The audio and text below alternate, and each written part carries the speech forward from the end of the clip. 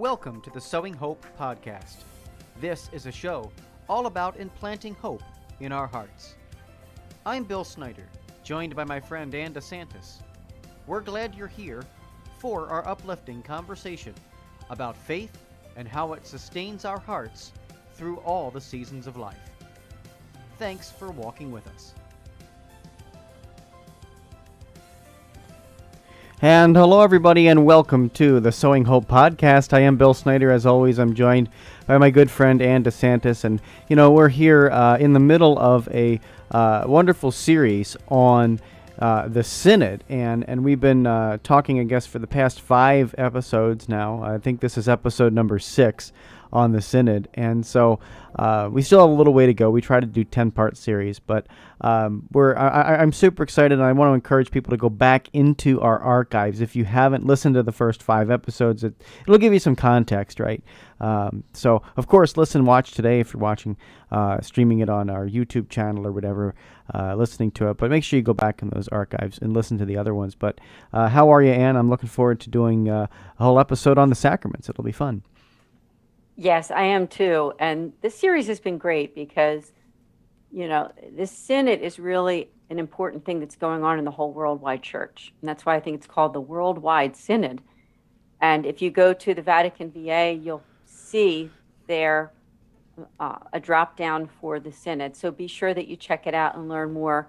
But what it is, it's the Pope's invitation for Catholics around the world to take a serious look at ourselves and see opportunities for improvement. Everything has an opportunity for improvement, doesn't it? I mean, no matter who you are, what you do, whether it's individually, for your family life, your work, whatever it is. And certainly in the church, there is room for improvement everywhere. And so a survey was sent out to dioceses, archdioceses all over the world called the DMI, the Disciple Maker Index. And it's a 75-question quiz, or I guess you could say survey, maybe not quiz isn't the right word, but basically it has those 5 points where 5 is highest and 1 is the lowest, and you rate where you are, where your church is on a scale about different attributes, whether it be something to do with the mission of the church, the sacraments, the pastor, the outreach, everything, the community. Mm-hmm. And so for this topic for tonight, we're talking about the sacraments, because a really huge part of this Synod was a discussion on the education of the church's people on the sacraments of the church. And how many people that are Catholics are actually going to Mass? How many people are getting their kids baptized? Yeah. How many people are getting married in a Catholic church? How many people go to confession in a year? Right. Now, admittedly, a lot of the people that took that survey were pretty devout people for the most part. At least that's to my knowledge, because I was able to take a look at the results, especially for my own diocese, or I should say archdiocese, and my own parish. So you didn't get those people that were once in a while Catholics that took that survey, although there were some. I can't say there were none. And so one of the big topics of discussion is the sacrament. So I thought we could unpack that, Bill, talk about the importance of the sacramental life and why the Holy Father wants people to look inside themselves and ask, how can we all be part of the mission of the church in order to evangelize those people that maybe don't realize that the Eucharist is the body, blood, soul, and divinity of Jesus Christ. I didn't know if we wanted to start there. Yeah, I think that's a good starting point, right? I mean, for whatever reason, I think the church often measures their success by by how many people they're putting in the pews, right? I think that's something that, quite honestly, is where the church says, okay, how many people are attending Sunday Mass, and how many people are believing that when they're attending Sunday Mass, that it's really Jesus on the altar. And, I think when we offer in our different programs, when we offer in our different educational, catechetical programs, that's become a big focus in the last several years that I can remember. I mean, I was a youth minister for many years, and I focused in solely on the Eucharist and Eucharistic, theology primarily, because if we can convince people that Jesus is the body, Jesus is body, blood, soul, and divinity present in the Eucharist, which is what we believe as Catholics, but I think only like 30% of Catholics believe that. So that was the last big Pew study that was done in the early 2000s, I think. And so when you look at that, and you look at those numbers, it's like, man, there's some disconnect. Yes, there is all of the social, aspects of the church that we are doing and we're actively doing, and we can talk about that in different episodes. I think we already talked a little bit about it with the mission episode last time. We were talking about, the different services, and the Catholic Church serves in, Catholic hospitals and Catholic universities and there's so many different areas where the Catholic Church serves. But the one thing that it revolves around is the fact, and this is what the Catechism says, is that all the other sacraments are indeed bound up and oriented toward the Eucharist. That's actually what it says in the Catechism, that they're gathered together and oriented toward the Eucharist, and all the different ministries and everything. If we allow that to become our primary focus and our primary understanding of who Jesus is, and that he wants to be in our life. We're the only religion on the face of the planet that believes that their God is physically present with them on the earth. There's no other religion on the face of the planet that believes that, and that's mind blowing when you hear that, right? Like, we can talk about Buddhism, we can talk about Hinduism, or we can talk about all the different, Islam and all these different, Judaism even, right? They don't believe that their God has a physical presence on the altar every single Sunday. They just don't, and we do, and there's something super special about that. Even non-denominational Christians, many don't believe that. Some have a real presence or something like that, but many don't. And so we have to really examine that this is the core of our faith, and everything else that we do is oriented toward it, bound up with it, and oriented toward it. And so it really is beautiful how the church's language, especially in the Catechism, and I encourage you to read it. I don't have the Catechism quote right in front of me at this moment, but I'll find that for you before the episode ends. But yeah, I think that's really where we have to take a look at when we talk about Eucharistic primacy. And I think the church is leading there too with with a big Eucharistic revival, I think in 2024, 2025 as well. Yes, that's right. And I will also say that my own archdiocese here in Philadelphia, we are doing a three-year revival of the Eucharist. It's starting right now, in fact. I think there's a kickoff mass coming soon in my archdiocese of Philadelphia. But it's something that a lot of the dioceses and archdioceses are doing all over the country, and I think even the world, because I believe, honestly, I think it is the fruit of the Synod. I do think that they learned something about what people believe and what the surveys said, and also these listening sessions that went on a lot this past year, and they will continue to go on, I believe, because the Synod is not over until next year.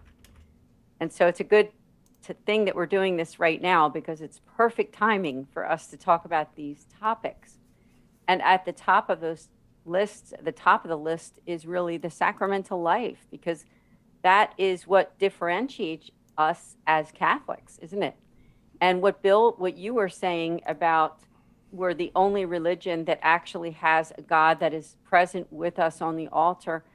Honestly, I've never heard it said quite that way. So I love that you said that, because I know that I'll think about that and even use that quote again, because that's a good one to think about, that it really is something that makes us different as Catholics. Yeah. Now, I'm looking at this article I wanted to pull up, and sometimes I think it's good to get some resources as we're on these podcasts just to talk about the facts of our faith. And so this one is from a website called beginningcatholic.com, and it's entitled Catholic Sacraments, Vehicles of Grace. And I just thought I'd read the beginning part of it because it's pretty important. It says that the sacraments are Christ's own gift that provide us with grace. They are the divine help which God gives us to enable us to believe the truths of his faith, live according to his moral code, grow in his divine life. The 7 sacraments are a fundamental part of the Catholic faith, but we do have to freely choose to accept grace. And that's where our free will comes in. And I think that when the Pope made this decision to have the worldwide synod, I believe he knew what he was up against, meaning that there were so many people that either they don't understand these facts of our faith, or that he wanted to open up the eyes of those who are active in church ministry and in community life so that we could evangelize better, especially in this particular area of the sacraments. Bill, I'm sure that you agree with that because it's just such a primary part of who we are. Oh, absolutely. 100%. I mean, again, the sacraments are something that breathe, within our daily life, right? Like they should be as close to us as the blood running through our veins, right? So like, when we talk about living a sacramental life, it's just ingrained in us. Like it's something that we normally go about our day doing, or about our week doing. And, I think there's a lot more to it. Obviously, we talked a little bit about the Eucharist, but there's so much more to it, right? I mean, obviously, I think the second most important sacrament behind the Eucharist is probably confession, right? Like, I think we got to look at that as well, like when we look at confession. But then I think, also having understanding that we are to participate in all of the different sacraments, right? I mean, we are to have our children baptized, but go to the baptisms of your friends and your family. It's one of those things that I think our parish does really well, is that we often incorporate baptism into our regular liturgies, confirmations, and even it was really neat. Our pastor on Sunday, now this isn't a sacrament, but our pastor on Sunday said that we're a Capuchin Franciscan parish, so we have the Capuchin order who runs our parish, and he said, I'd like to invite you to come to the profession of the 2 religious brothers who are making final vows. And so that's really, really cool, right?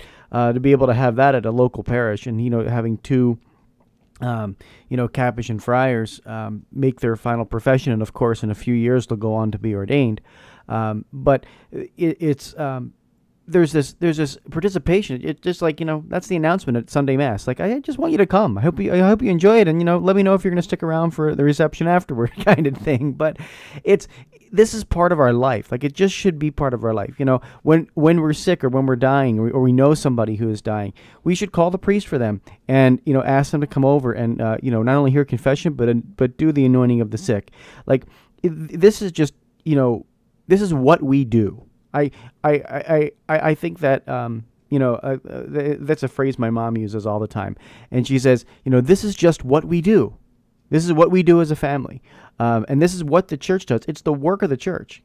Liturgy is the work of the church. That's what the work of the people. That's what that means. But really, this is our work. This is what we do. This is the meaning of life. And these give meaning to our lives as well, right? Wouldn't you say the sacraments add meaning to our life, Anne? Yeah. Yes, the sacraments definitely had meaning, and they are those visible signs from God, aren't they? They're his gift to us. And so when we look at those sacraments we talked about the Eucharist and confession. I think when we really look at that primary sacrament, though, what is it? That's baptism.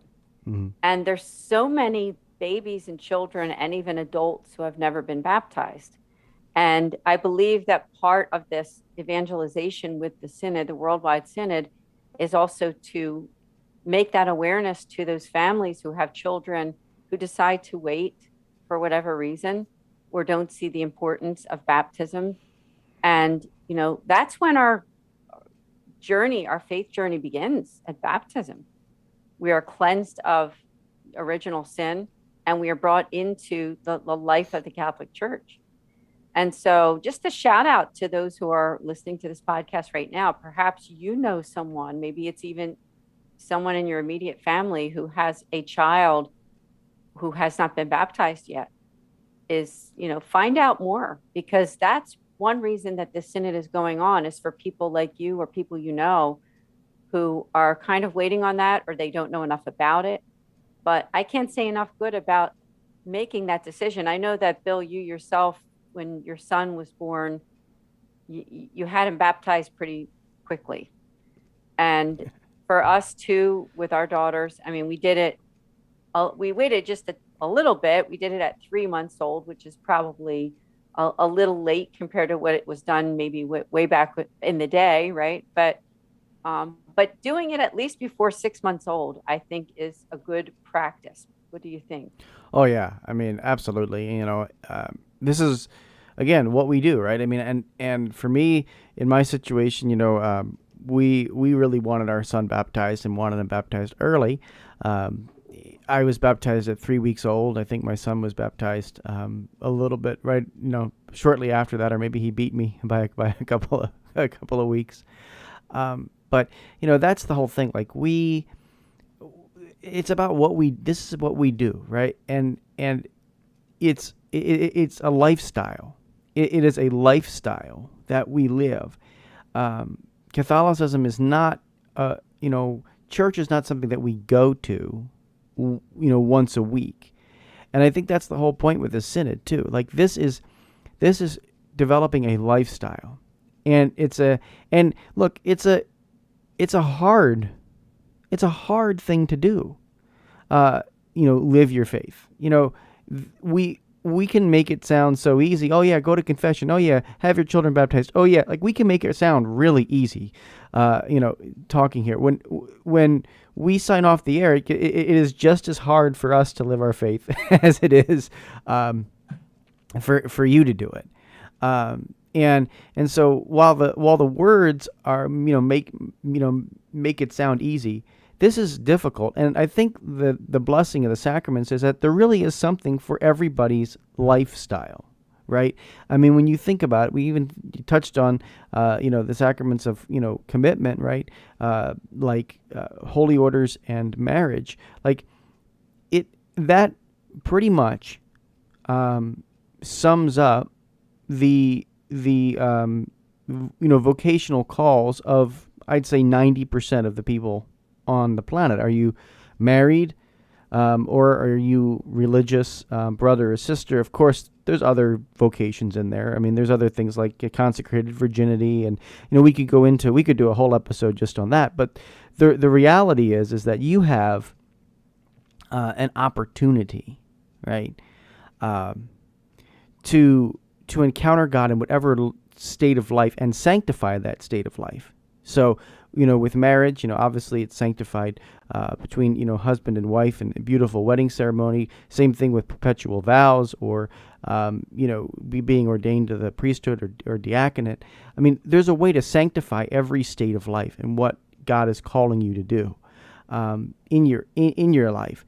So, again, it's difficult to live this stuff. It's we can talk about go to confession, do this, do that, here on a podcast, but when we sign off the air, it's just as hard for us to live our faith as it is for you to live your faith. So we want to let you know that we're here with you, and these tips are hopefully edifying or helping us learn and grow in our faith just as much as they are you.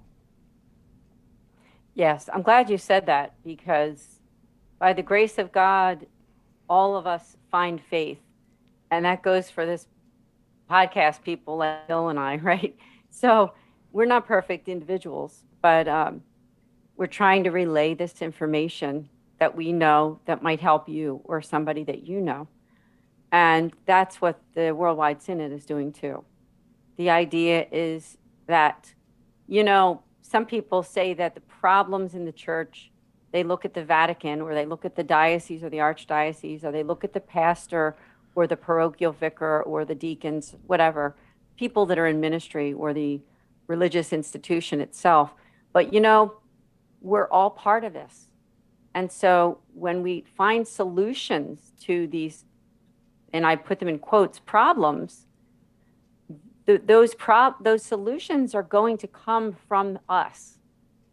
Meaning because there's more of us than there are of religious and people who are consecrated, right? Priests, deacons, whatever. There's more just lay faithful than anything else. And so everybody has to get involved in order to make a difference for those people who feel outside.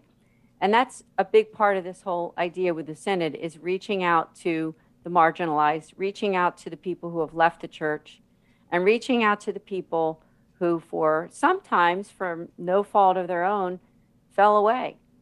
And so we're inviting them back. We're opening the door. We're saying, we're here for you, and we love you, and we want you to be a part of this community. And we're all going to take responsibility for our brothers and sisters, especially those who live inside of our own communities.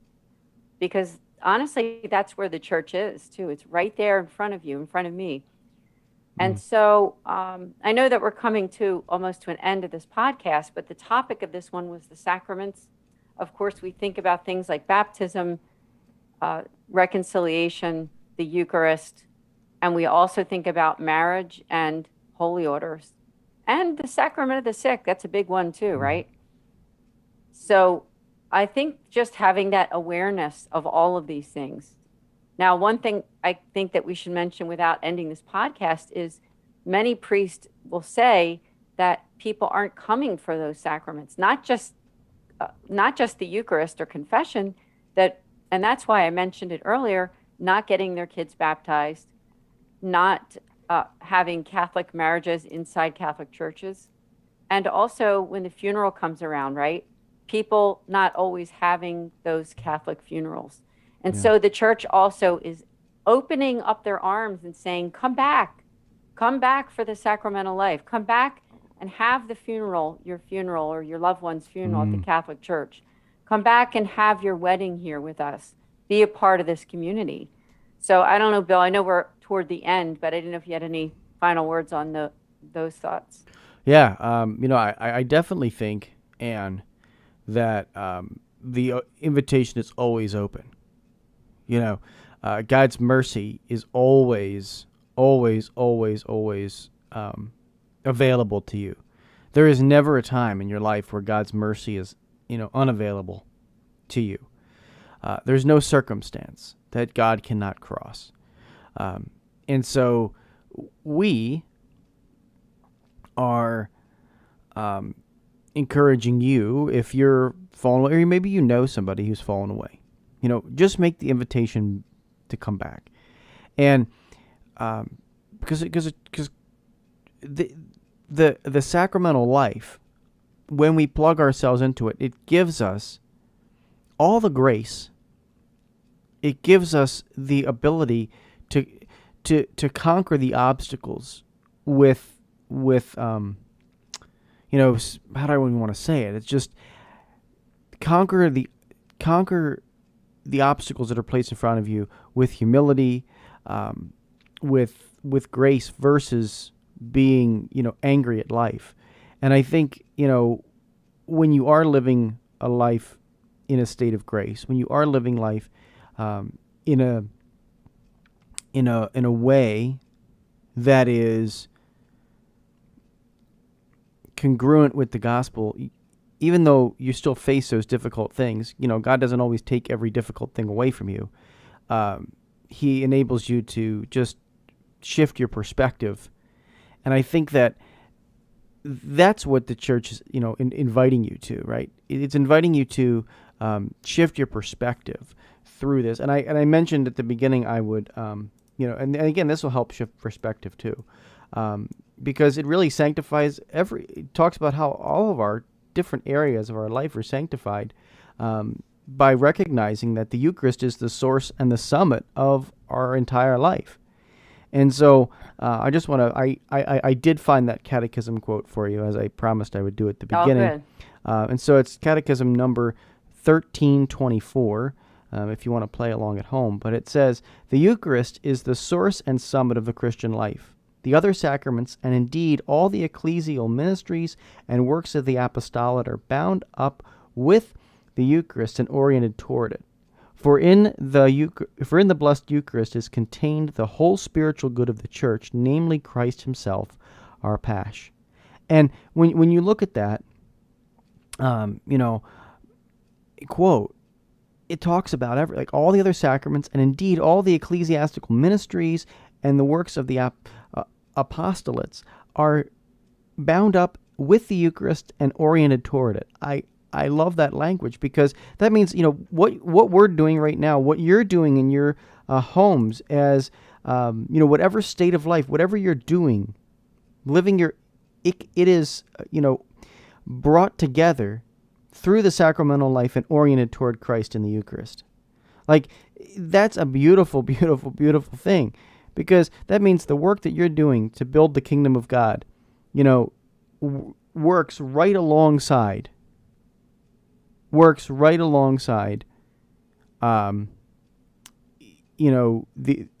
Christ in the sacramental life and the Eucharist. So just keep that in mind as you go throughout your day. Those are my closing thoughts, Anne. But this has been a really good episode, and so thanks. I'm looking forward to finishing off this series. Yeah, me too. No, Bill, I love the fact that you read the catechism quote. Thank you. Thanks to everybody watching. And as Bill said, please go back and listen to this series. This is a good series because I don't think, and I could be wrong, but I don't think many podcasters are actually talking about this topic, and it is a big deal. So share it with your diocese, your archdiocese, your pastor, whoever. There's a playlist there. If you go to YouTube at Patchwork Heart Ministry and look for the Worldwide Synod playlist, you can just copy that link and send it off. So, Bill, thank you so much for your hard work. Oh, absolutely. And well, folks, as we always say, go ahead and head over to patchworkheartradio.org to learn more about our ministry. But until next time, from all of us here at Patchwork Heart Ministry, may God bless you and keep sowing hope into those broken hearts.